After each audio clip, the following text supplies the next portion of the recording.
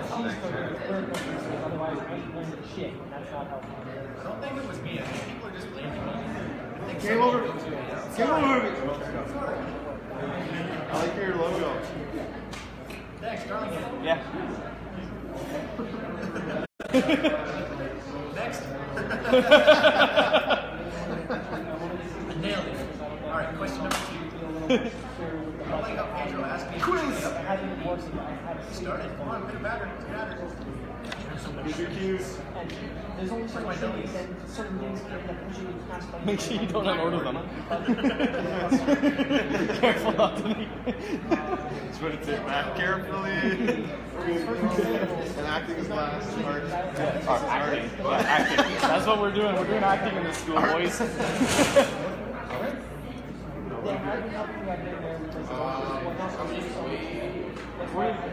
We're just waiting on Pedro and Julio. Sitting next to you. You can tell how much the new term. Oh, it's setting up the game. How many people are term I one so far? invited the whole term. It's supposed to be in April. Fuck. Sit.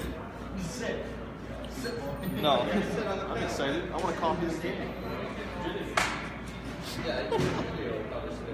No, he's playing the game.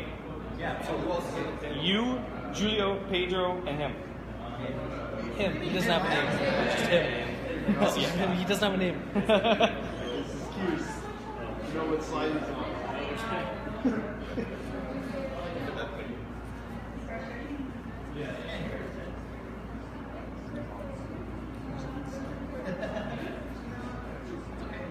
Hi. What I'm on now? Yeah. Oh, we're starting as soon as Pedro and Julio get here, so. Time is it? Oh, cool. They're trying to check out one of these again. I was like, no, I'm good. I'm good. 1 o'clock. You want to buy me a drink? Overview of genre. What? What's slide 1? Haven't you played Fallout yet? Cats. Yeah, he talks about it. Oh, really? Yeah, it talks about the overview. I was just going to play. I think it's his game. We're almost there. We're just waiting for 2 guys. Good? Hi, Ellie. Yeah. Nice to see you back there. I didn't pick your shit because he's not here this year. Huh? Oh, you weren't already? Oh, nice. Karen's watching. Yo, Jeremy, Karen's watching the showcase live, so. Hi, Karen. Hi, Karen. We're starting soon. Oh, so Karen just sees me right now? And him. Then has It's- a name. I just say him, you, use, all. You know that's weird? Really, he's drinking a coffee in front of dollar coffee cakes. Oh my god. That's a Facebook post. Can you send that, please? Yeah, send me over email. Or Facebook. Or Discord, yeah. Well, I will post it to you. Just send it to my personal. Yeah? And I'll post it on Facebook. Do we have friends? Where's Julia? Jerry Dawson. It's like 2 minutes. We're almost there, guys. Grab yourselves a coffee. What? Does it cost Yeah, I got a whole sheet ready.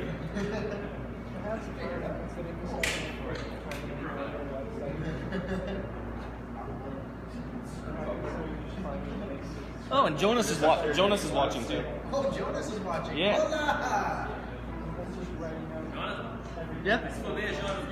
Whatever he said. Darling's saying angle it back a little bit. What? So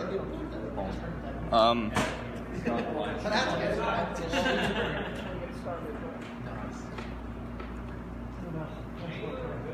Can't go much more than that.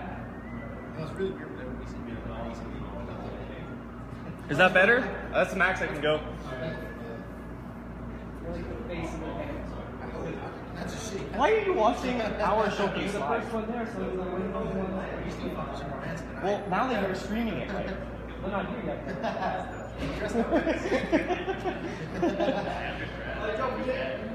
can always pass it. Julio, come on. We'll do the build after. I mean, he did say he did. Jonah says hello because I can see the live chat. Is it just the 2 people watching? Only 2 people typing. There might be more watching. Alright, It's here. 8 people watching. Come sit. Get started. Yo, Jeremy. 8 watching. People looking right at you. Yes. And I can't see them back. Awesome.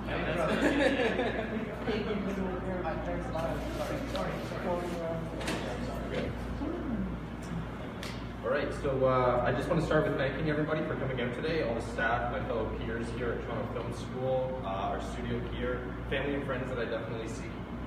We've been working on this really hard over the past few months. We've definitely lost a lot of sleep. We've been pretty stressed, but we're there. We're here at the very end. So without further ado, let's get this started. This is our logo for the whole game.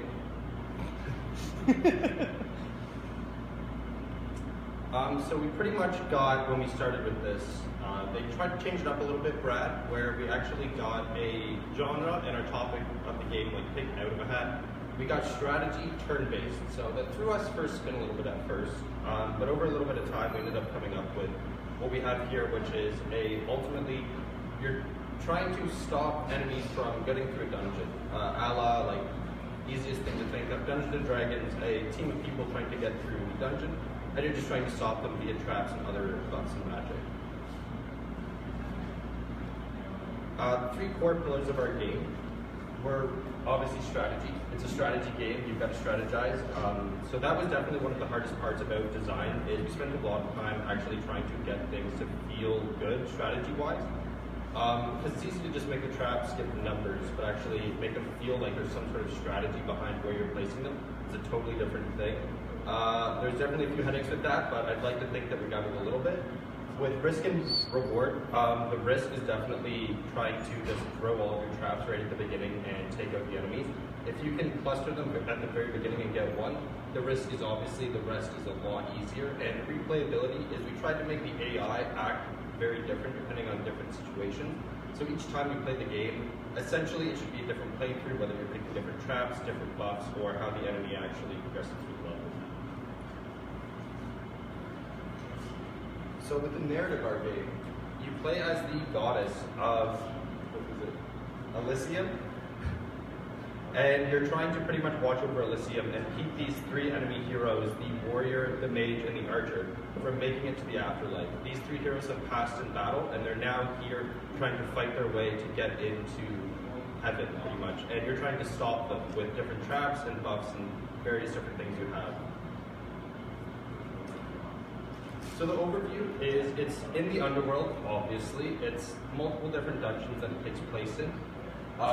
Players choose how to approach the game, and the dynamic gameplay is what I was going over before. With the AI is very different from each time you play it, because they'll make multiple different decisions from either just trying to make it to the end and get to their goal, or actually destroying the traps and hindering what you've done already in the game.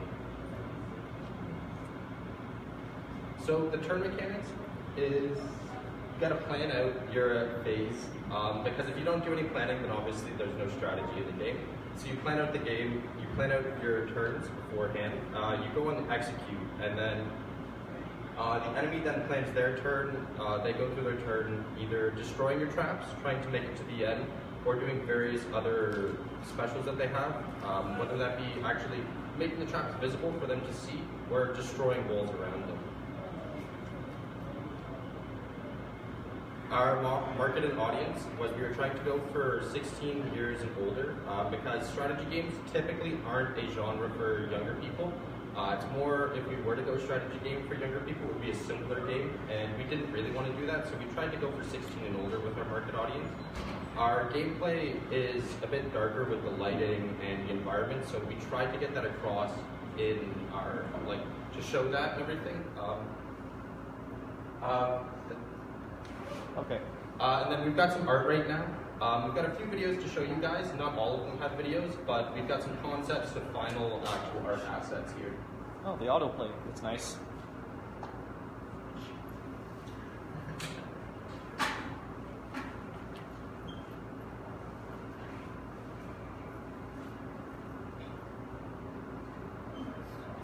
So again, this is all concept stage from the very beginning up until the very end when we actually got in game.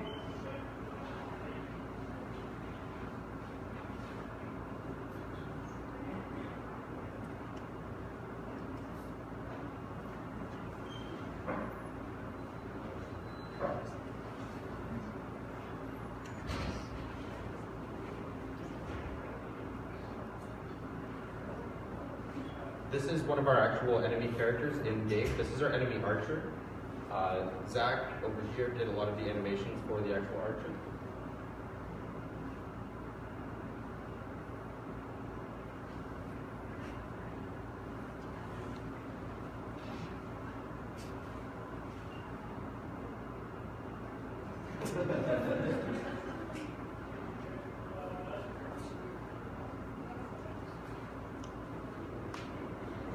And now we are going to go to our panel to have any questions for anybody, and we're also going to have we're going to have somebody playing the game and actually projecting it up on the screen for everyone to see. And then afterwards, we also have multiple different builds in the room on PC if people wanted to try the game out. Special thanks.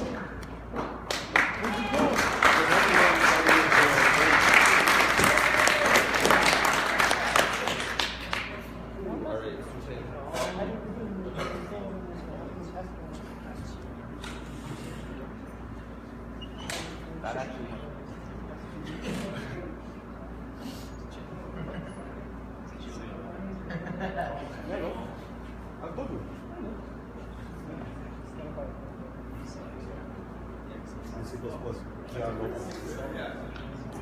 Really?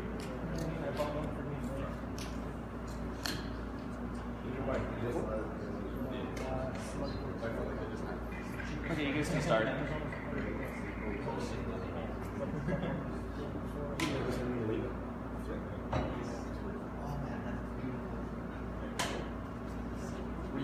Stop shaking, Paul.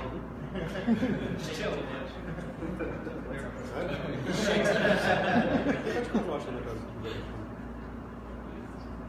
Be the first showcase we've had where 3/4 of the audience leaves throwing up from all the shaking. So it would be a memorable showcase for sure. I'm really signing any liabilities. So again, I do want to thank everybody that's come out. A good number of you I recognize. A few of you are from the first term and I don't recognize. Don't worry, you'll have to deal with me soon enough. All the stuff that they've been saying, making it sound like I'm a nice guy and you're really going to like me.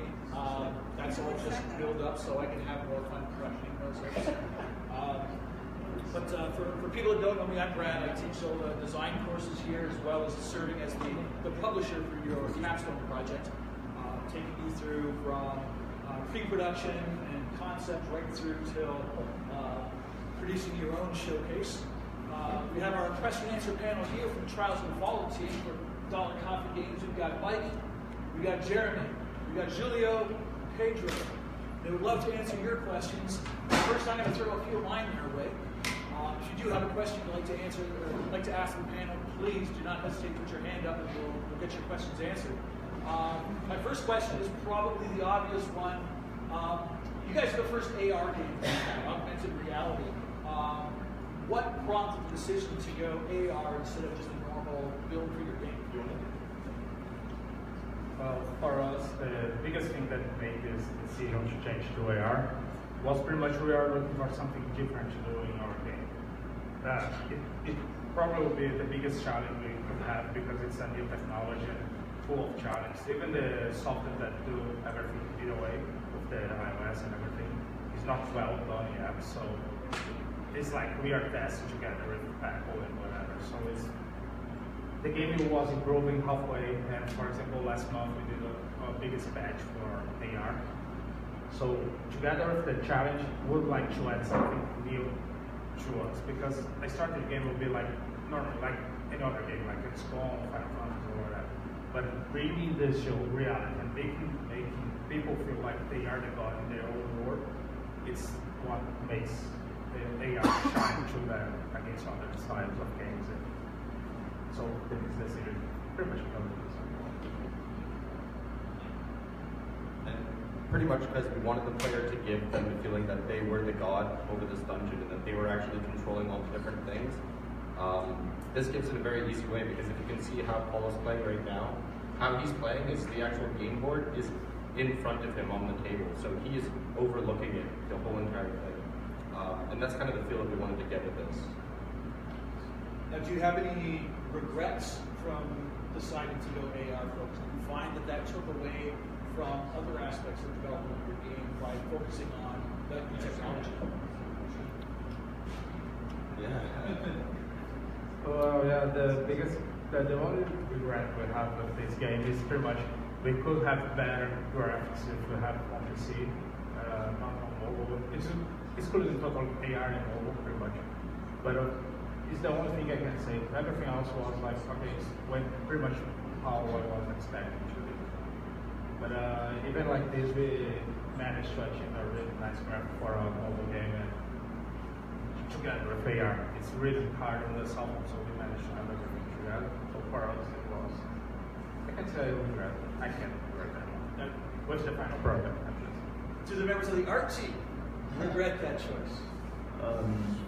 Not really. I think it's. I mean, of course, we could have had like much better art, but not much better art. I think we achieved like a very good quality on the art, especially because it's mobile. But as Julie was saying, it's a challenge because you lose a lot in performance, right, when you're using your mobile device. So we had to compile all the textures. We were doing like 1K textures at first, and then we were dropping to 512, to 256, and to just optimizing performance. And but we ended up actually achieving like a very good result. If Paulo can actually like zoom in on the floor, for example, you can actually you can see like all the post processing that was added to the game as well.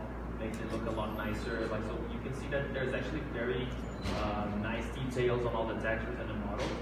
So I would say that if we're building it for PC, we could maybe have like more assets populate the environment a lot more. Maybe have different LODs with a lot more details and everything. But overall, I think the change to AR was actually very good. It's a good portfolio piece as well. It's something innovative, right? And as well, the biggest challenge was the communication between the two parts, because most of the textures that we see from the arts pretty much 4K. Even for PC, they are not that suitable. So they are huge and they are not good for mobile. So I ended up doing talk with them, reducing size, and we need to compress a lot to make the game fit the mobile. Actually, so I think a month, 2 weeks ago, the game wasn't running that well because of it was melting the cell phone. So, Jeremy, do you feel that communication that was required in order to make those levels of optimization for phone helped your team, or did you find that it was a difficult process to get code and art kind of working together on this project? I think it worked out pretty well with the team. We learned a lot of things that we wouldn't learn if we were just stuck with these teams. We learned things that we had to pick up on the way. We had to dumb down the graphics a little bit. And even then, like, if you look at it, like they were saying, like, it looks incredible. Yeah.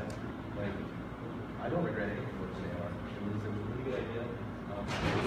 Working together, melding together, having to communicate. Just network lag. That's all it is. Now, I'm looking at this, and I'm seeing a lot of particle effects, probably more than we've seen in a lot of our other projects. Was that a particular focus for you, is to generate more of that energy and activity through particles to kind of help enhance the visual volume?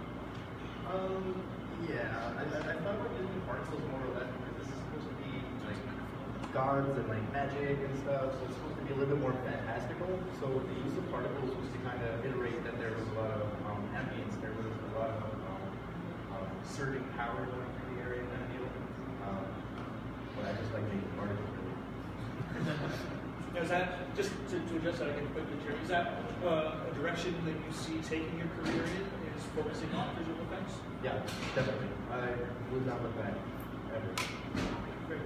I want to ask you guys too, what do you think is the most valuable thing you learned through this process?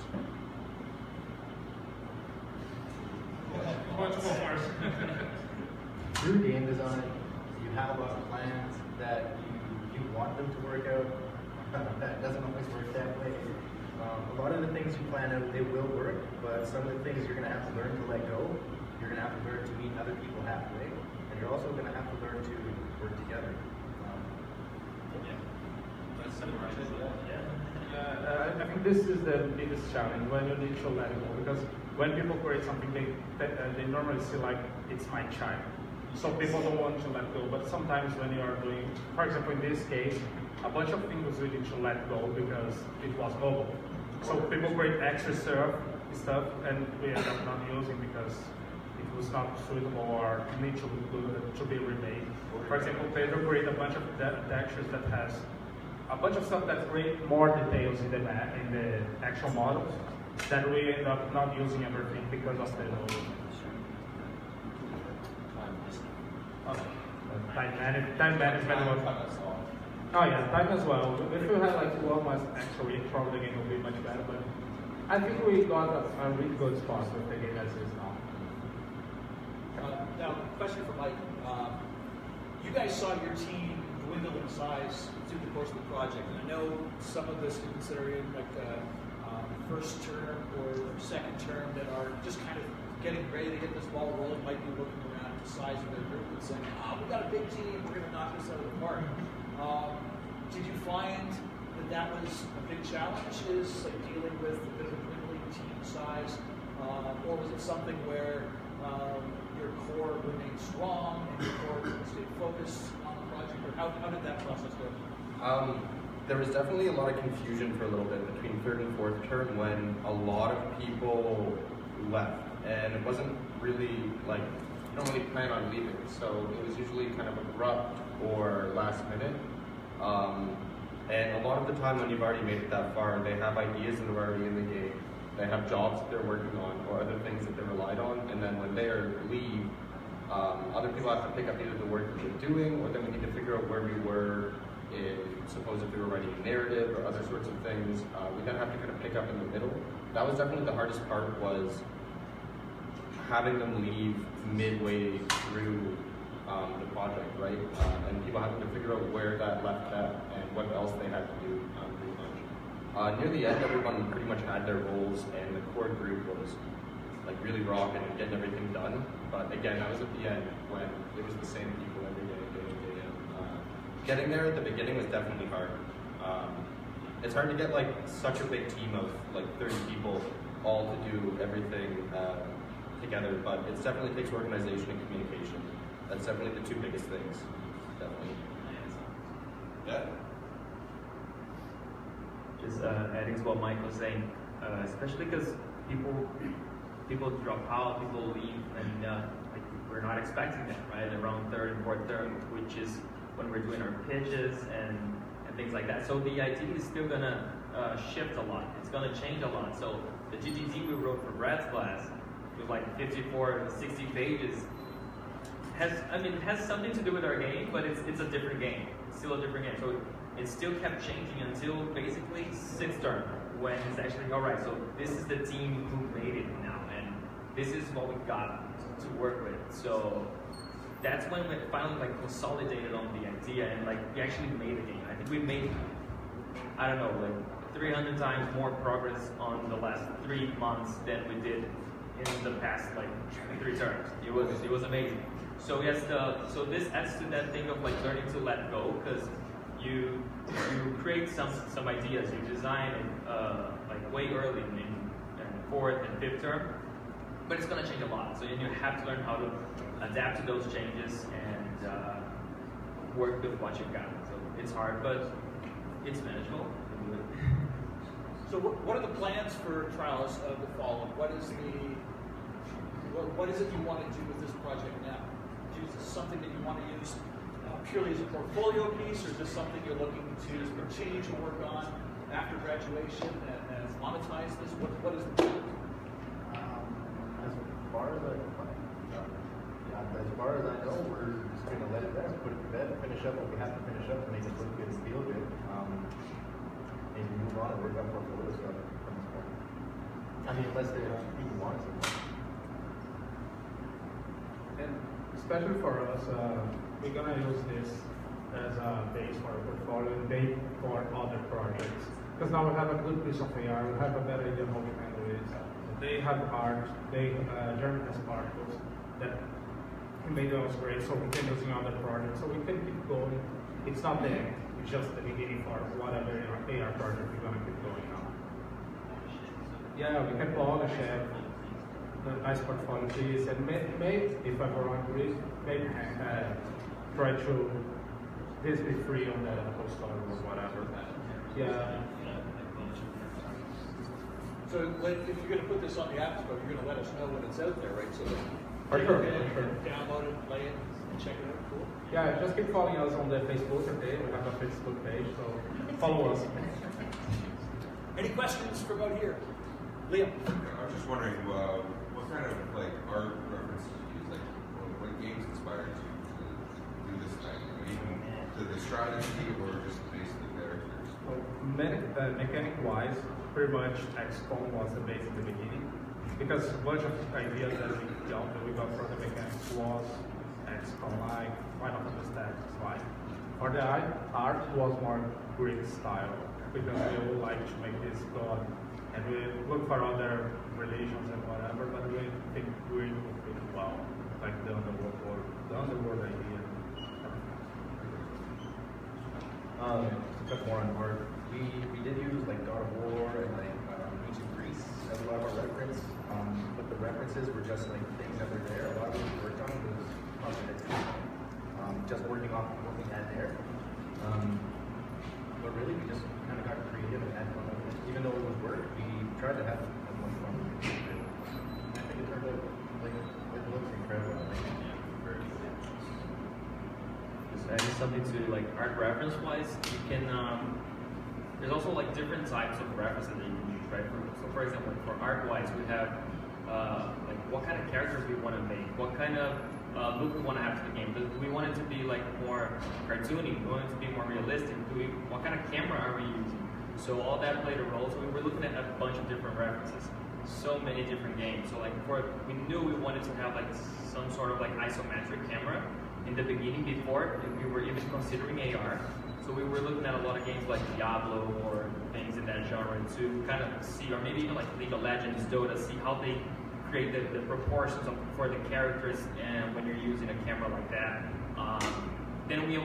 Which is actually, it's funny because we designed the characters thinking about that, and then when we switched to AR, you can actually move the camera around and see them in every direction. So if you look the characters like in a front view now, the proportions are going to look a little bit weird because they were designed for you to look kind of like in a top-down view, 45-degree angle. So yeah, references for art, there were so much stuff. Got one last question I want to give you guys before we let everybody get a chance to play this hands-on. Looking at all these guys that are coming through this program behind you, if you give one piece of advice to all these other teams, what would it be? Work as a team. Remember, it's not just you. You might have good ideas. Other people have good ideas too. Team effort is probably the biggest part. If somebody else has an idea, listen to it. Maybe meet them halfway, and you might actually come up with an even better idea. Listen to your team. Work with your team. And go far. Yeah, for me, it's pretty much the game comes before everything. But it's true. You need to make decisions thinking in the game. What's gonna be better for the game? If you're gonna make someone sad, well, it's life, but the game should be. The life's not always happy, but the game should become ours first. For example, we don't want to make, I don't know, this guy keep flashing pink and green because someone wants this game. It's just decisions we made sometimes that, well, it's not gonna make everyone happy, but it's gonna be better for the game. Think like it. I say that it's our child, so you need to care in some ways. Something that I definitely want to say, especially maybe in 5th and at the beginning of 6th term, don't wait to find an answer from somebody. Don't wait for your teacher. Don't wait for somebody else. Figure it out. YouTube it, Google it. Unity and Unreal, there's so much documentation. If your excuse is that you couldn't find the answer, that's a bad excuse. That isn't one. You got to find the answer, especially when you only have 3 months near the end. It's like you can't wait around. That's definitely the biggest thing. You just got to be able to figure out a way around it or how else you can do it. And if you can't, then give it to somebody else to do, because you're just killing everybody's time, really. It's big time crunch. And just one last advice, you're gonna see a bunch of people, not here, everywhere, they're gonna say Unreal does this, Unity does that, and it's gonna create a lot of fight between art and code. So, guys, don't think like this. Unity can do as much as Unreal can do as much as Unity.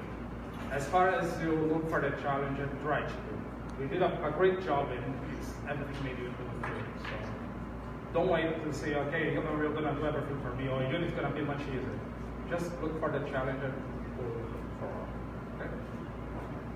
I gotta agree with everyone on this. It's all true. Yeah, Topher's gonna say Unreal's better, Victor's gonna say Unity's better, and they're gonna keep fighting forever to the end of time. But yeah, I guess it pretty much comes down to this: learning how to compromise, meeting people halfway, learning how to better time management and communicate. Communication's key. Like it's really key. And like we failed a lot of that. Like I failed a lot of that. We could all have done a lot better job when communicating and organizing ourselves to make the project, like flow smoother and everything. But I guess one of the most important things about mindset, just like don't wait for someone to help you out with things. Just like learn it on your own, figure it out, go after documentation, and just learn and start doing things, because you only actually going to learn how to do things, and you're actually going to learn what things are breaking in the game, what things are not working when you're actually trying to do them. Because when you have an idea, everything works in your mind. But when you put it in practice, lots of things are going to go wrong, and you're going to have like a lot of time wasted if you don't prepare for those things early. So like you got to head start and start learning as much as possible as soon as you can. Well, thanks again, everybody. Oh, Zach is okay. Zach wants a group picture. So no photobomb rating. So we do have builds of the game playable on Sony PCs in room 139. So we encourage everybody to come out, give it hands-on. If Julio's phone is going to hold up things they need, we might be able to get some people to be able to play it on the phone as well. But we'd love to get you guys out there. They've got some questionnaires that love people to give their feedback, so they can see what more they can learn from the process that they haven't learned already. So thank you again. Thank you our panel. Thank you to the Dollar Common Games team. And we look forward to hearing your thoughts in 139. Thank you.